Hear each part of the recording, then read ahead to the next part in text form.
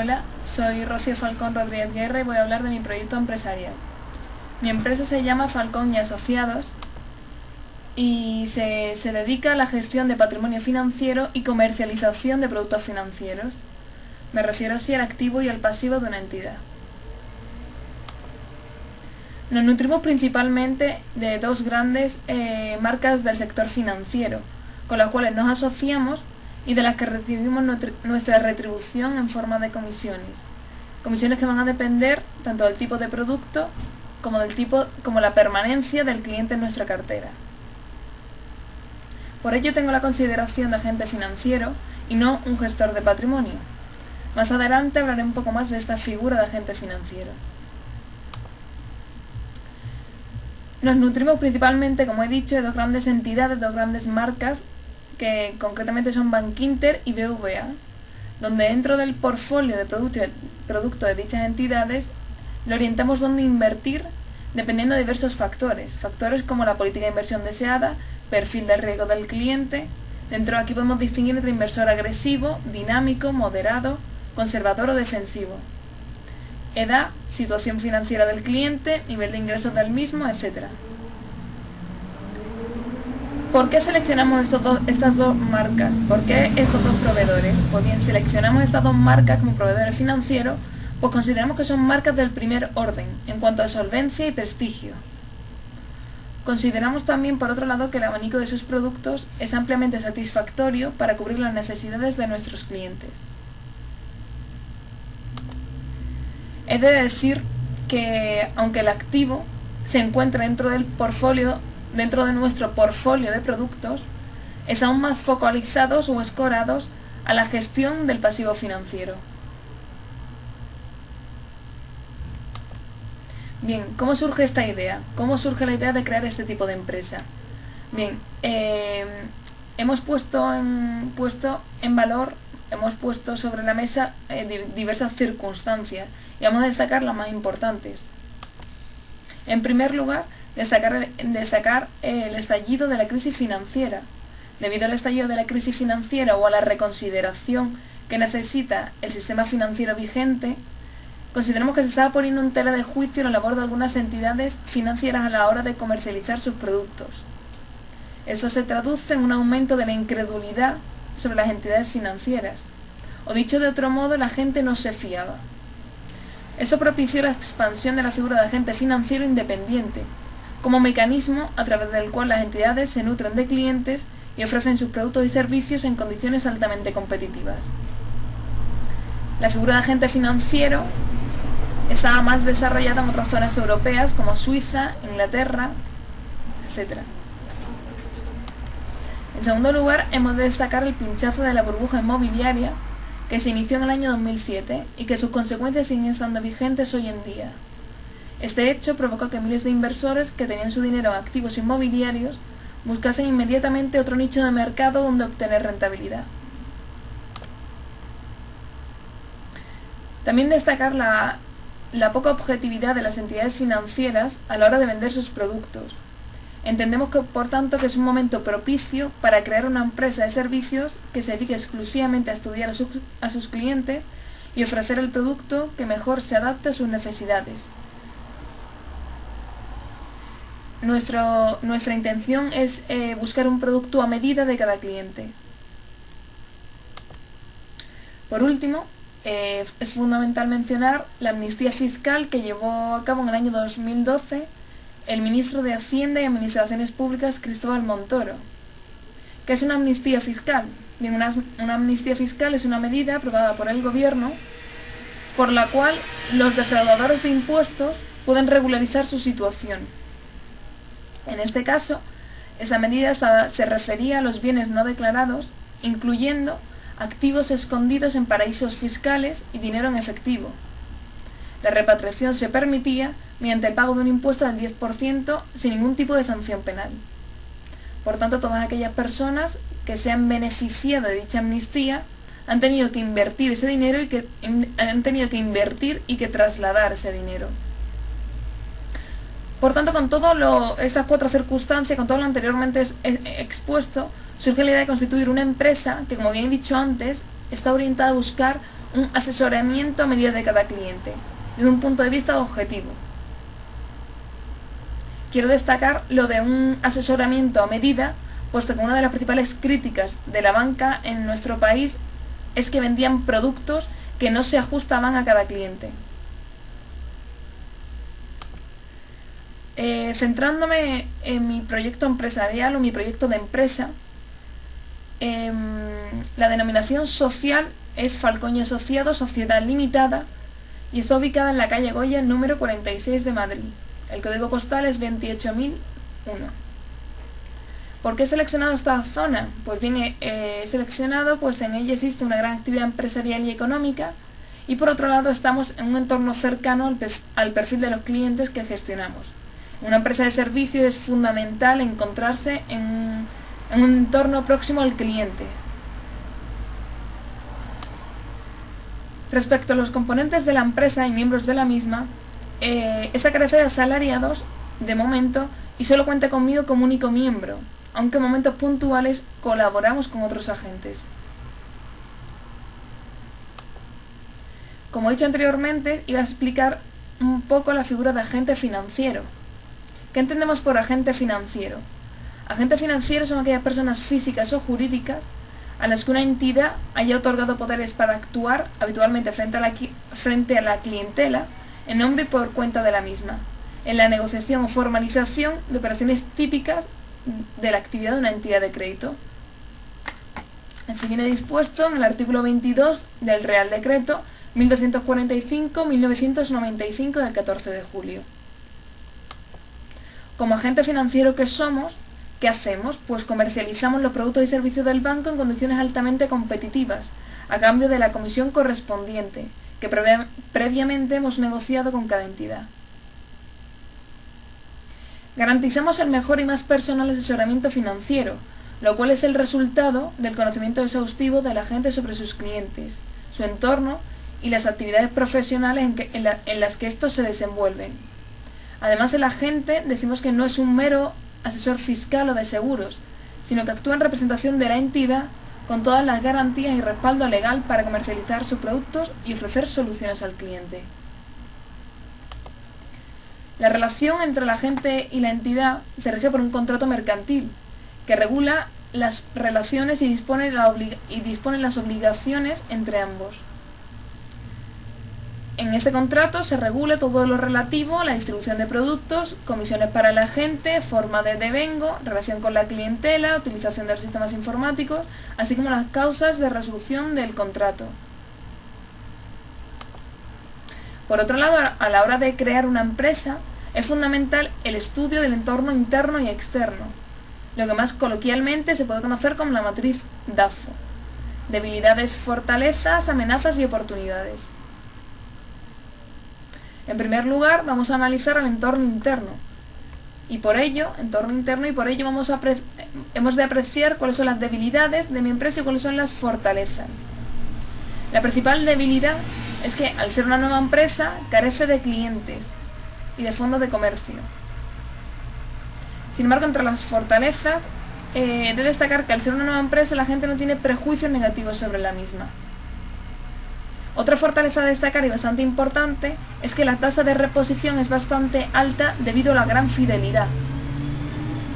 Nuestro propósito es tener una cartera de clientes y mantenerla.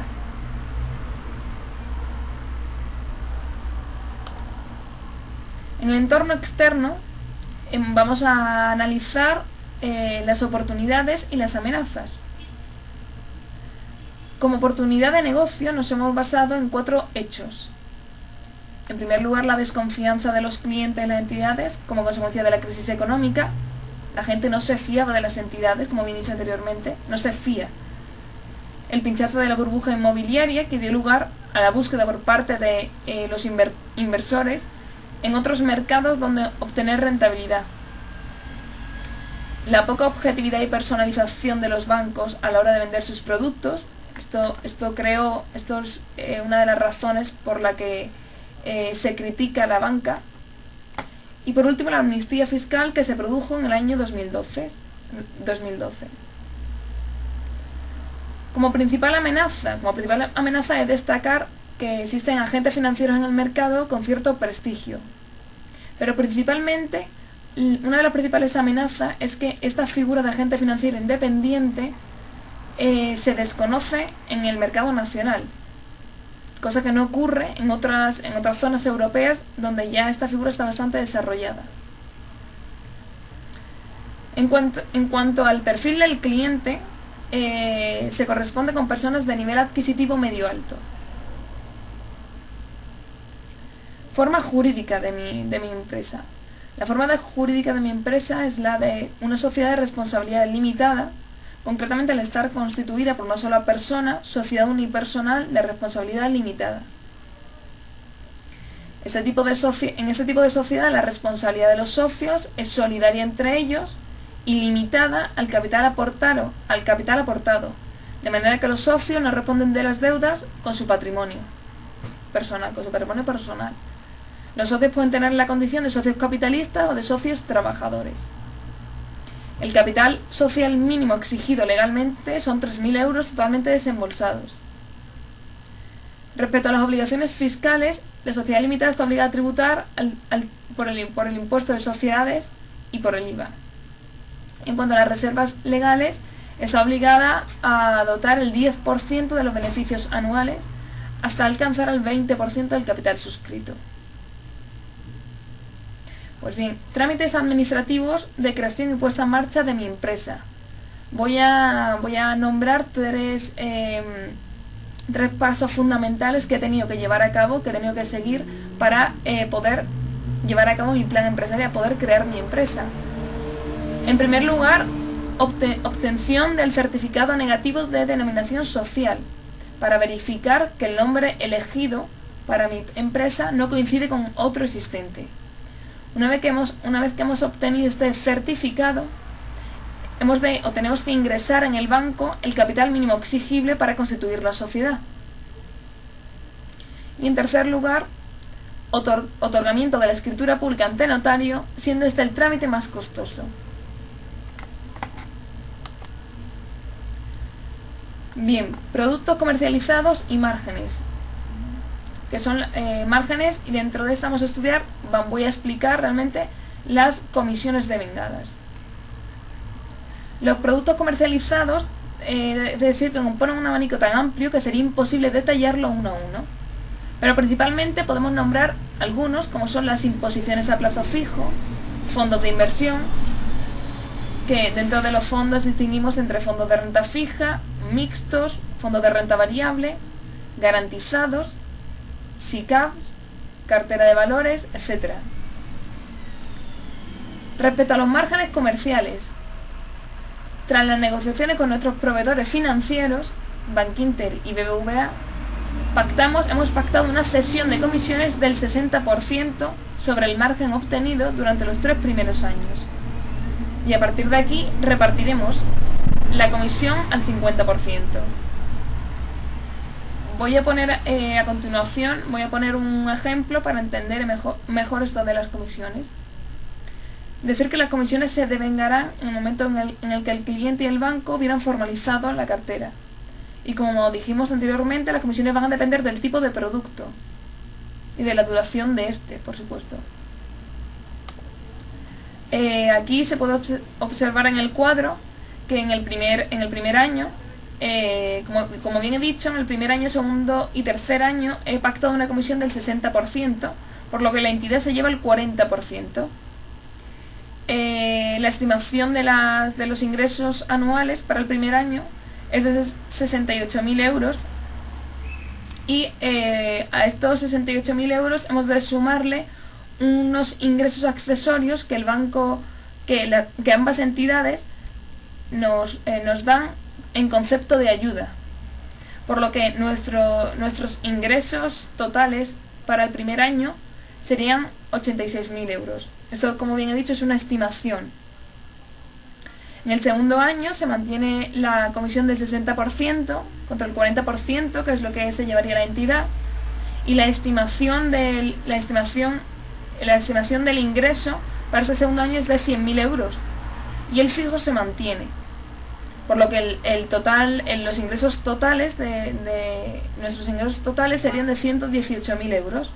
Habríamos aumentado aproximadamente un 30%, un 25-30%. Para el tercer año se sigue manteniendo la comisión del 60% contra el 40% de la entidad. Estimación de unos ingresos anuales de 140.000 euros. El fijo se mantiene hasta ese tercer año, por lo que tendríamos unos ingresos totales de 158.000 euros. Esto es una estimación de los ingresos, pero para entenderlo mejor. Como indiqué anteriormente, ya enlazando con lo anterior, dije que existe una gran diversidad de productos, pero para entender lo de las comisiones, he conseguido en la página web de uno de mis proveedores financieros, Bankinter en este caso, un ejemplo de fondo. Concretamente, este fondo toma referencia, y lo he subrayado, toma referencia del comportamiento del índice del IBEX 35. Aquí podemos apreciar en el gráfico el comportamiento del fondo y el comportamiento del índice, que son la raya azul y la raya roja. Algunas veces va por encima y otras veces va por debajo. Pero fundamental, quiero destacar aquí, es las comisiones. Comisiones, se puede apreciar aquí la comisión de depósito y comisión de gestión. Pues en este caso la comisión de depósito es del 0,15% y la comisión de gestión es de 1,60%.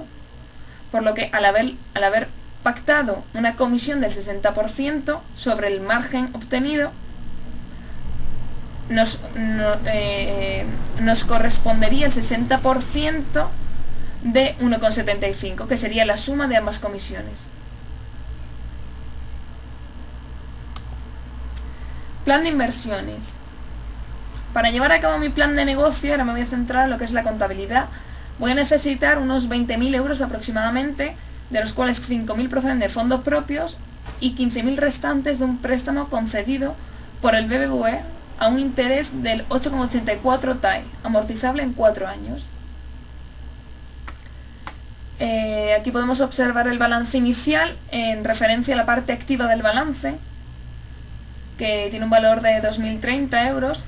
Comenzamos hablando del activo no corriente. Dentro de este está el inmovilizado inmaterial, formado por un soporte informático para llevar la contabilidad interna de la empresa, por un valor de 300 euros. Y dentro del inmovilizado material el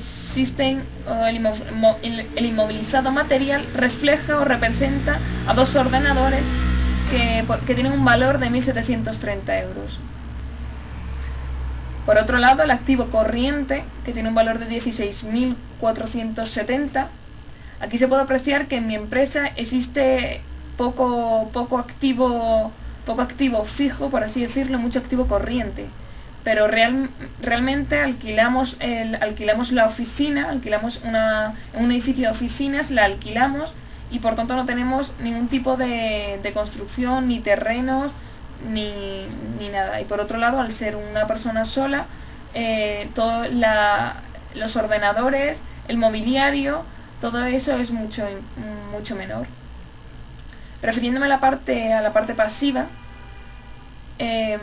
tengo un capital social de 3.500 euros, que supera el mínimo exigido según el tipo de sociedad.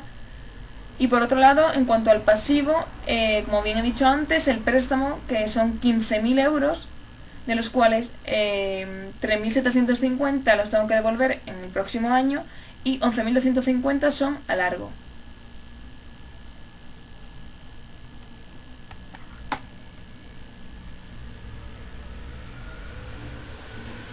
Bueno, decir únicamente que el disponible del activo corriente sirve para hacer frente a los gastos, de lo que voy a hablar a continuación en la cuenta de pérdidas y ganancias. Bien, aquí tenemos la cuenta de pérdidas y ganancias, donde, como bien dije antes, estimé un ingreso anual en ingreso de 68.000 euros. A ese ingreso hemos de quitarle los gastos de personal, gastos de autónomo, arrendamiento, porque para formar este tipo de empresa he decidido arrendar una oficina de manera que salga más económico. Las amortizaciones correspondientes, los suministros y los gastos de kilometraje. El resultado de la explotación sería de 8.459 euros. Pero este resultado hemos de sumar los ingresos accesorios que nos dan ambas entidades en concepto de ayuda y deducir los gastos financieros, restarle los gastos financieros, por lo que el resultado financiero es de 25.772,36. A un impuesto del 25%, que es el impuesto que corresponde según el tipo de sociedad elegida, tenemos un resultado después de impuesto de 19.329,27. Destacar que la rotación del activo es de 3,68, similar a las empresas equivalentes en el mercado. Por otro lado, aquí tenemos el balance del año 1. Este balance depende del resultado del ejercicio obtenido en el año 0, y al ser los ingresos estimados no es del todo cierto, pero es para hacer una idea. Tendremos el capital social, las reservas correspondientes, el resultado del ejercicio, etc.